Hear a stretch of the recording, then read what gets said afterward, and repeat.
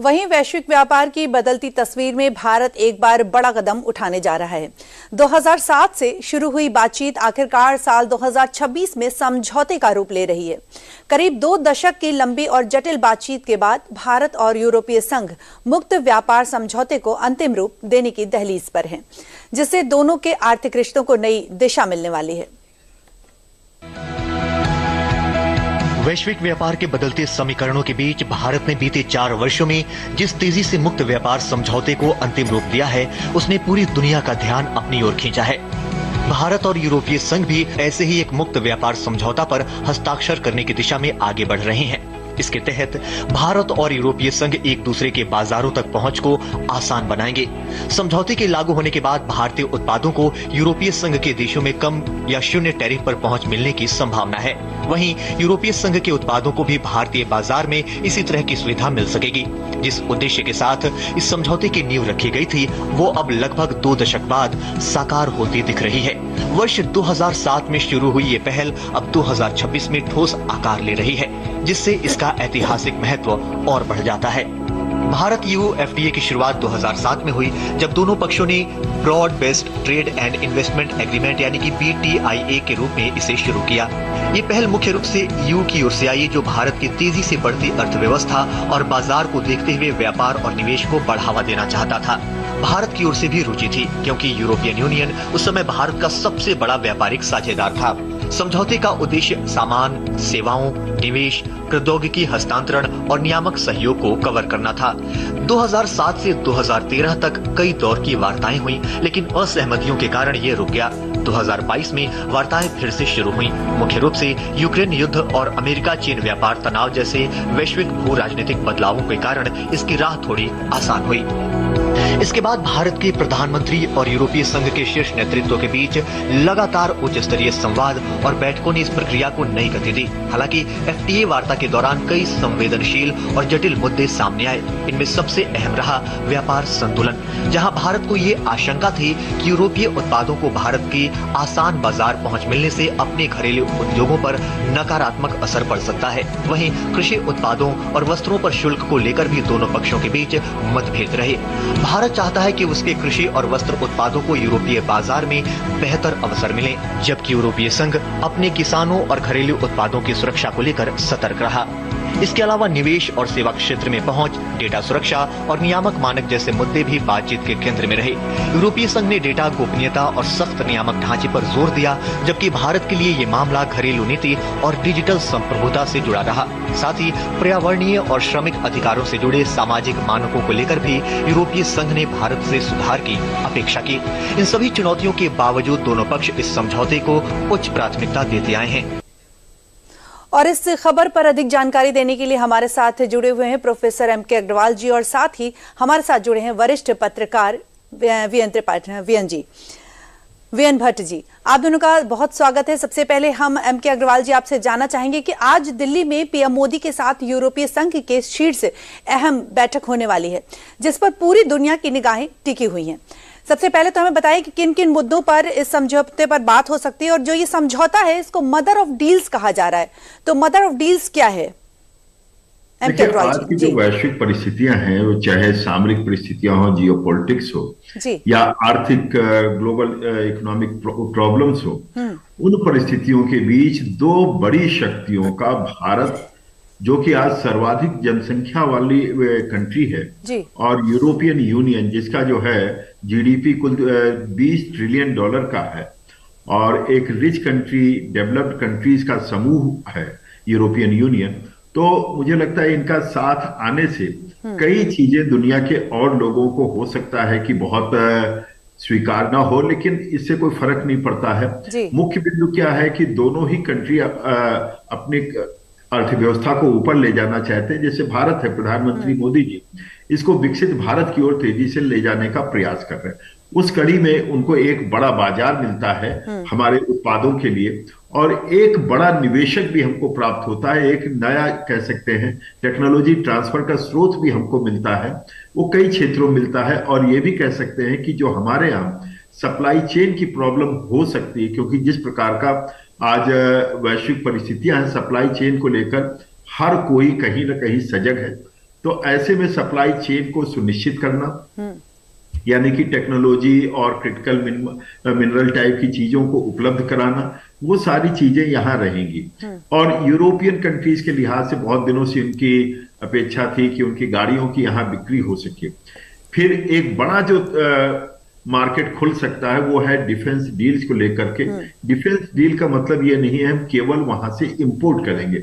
भारत आज एक्सपोर्ट की तरफ तेजी से बढ़ रहा है, तो वहां से टेक्नोलॉजी ट्रांसफर लेकर के उसको भारत में मैन्युफैक्चर करना और ग्लोबली उसको एक्सपोर्ट करना, भारत ने ये प्रयास बहुत तेजी से प्रारंभ कर दिया है और क्रेडिबिलिटी के साथ कम मूल्य पर इसका एक्सपोर्ट कर रहा है और लोग रुचि इसमें दिखा रहे हैं। ऑलरेडी हमारा एक्सपोर्ट काफी बढ़ चुका है। फिर इसी प्रकार से हम देखते हैं तो हमारे यहाँ जो एमएसएमई रिलेटेड प्रोडक्ट्स हैं, खासतौर पर जेम्स ज्वेलरीज का आप कह सकते हैं, गारमेंट सेक्टर का कह सकते हैं, क्योंकि बांग्लादेश करीब करीब आउट हो चुका है, तो हमारे लिए इसमें एक कह सकते हैं अवसर उपलब्ध हो रहा है। लेदर प्रोडक्ट्स के रूप में देख सकते हैं, फूड प्रोडक्ट्स के रूप में देख सकते हैं। फूड प्रोडक्ट्स को पहले जो है यूरोपियन कंट्रीज ने रोक लगाई थी टैरिफ के द्वारा और अधिक शुल्क के द्वारा। अब चूंकि वो करीब करीब शून्य की तरफ आ रहा है, तो हमारे प्रोडक्ट्स अब बेहतर भी हुए हैं, उनकी क्रेडिबिलिटी बढ़ी है।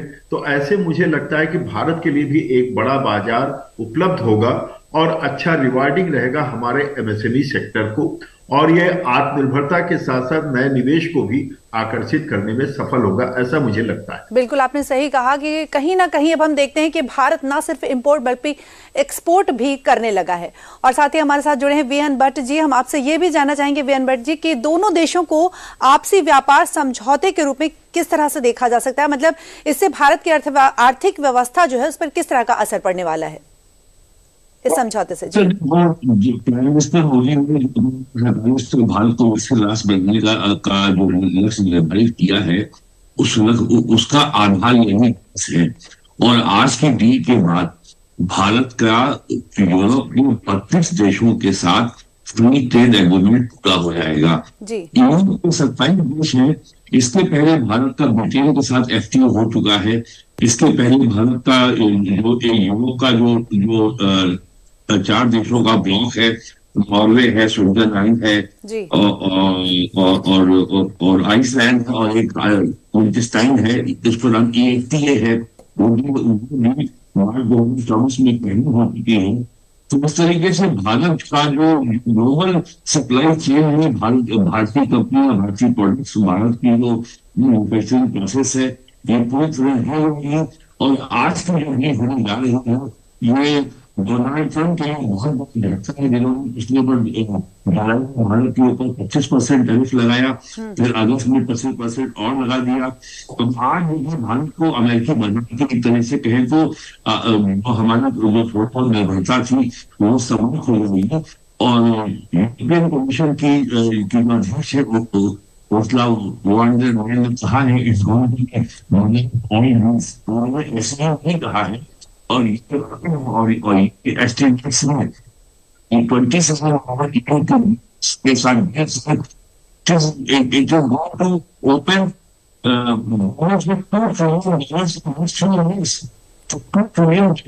आगे इससे इकोनॉमिक एक्टिविटी जरूरत होती है। तो it is going to be enormously beneficial for both India and EU। और यूरोप के देश जो है छोटे छोटे देश हैं, इन सबके पास जो है अपने मैन्युफैक्चरिंग का जो आधार है वो बहुत सीमित है। और जब फ्रांस, स्पेन, पुर्तगाल, ये सब तो कोलोनियल पावर्स और अफ्रीका और एशिया को केवल होता है आवाज अपने सर्वाइवल के लिए डील की जरूरत है। तो ऐसा नहीं है कि कोई जो है भारत के से बड़ा परोपकार किया, स्वयं के ऊपर परोपकार किया, उनको है। और एनी केस बेनिफिशियल जाएगा। जी वीएन भट्ट जी, आपकी आवाज क्लियर नहीं आ रही है, थोड़ा सा माइक अपना सही कर लें। अच्छा, तो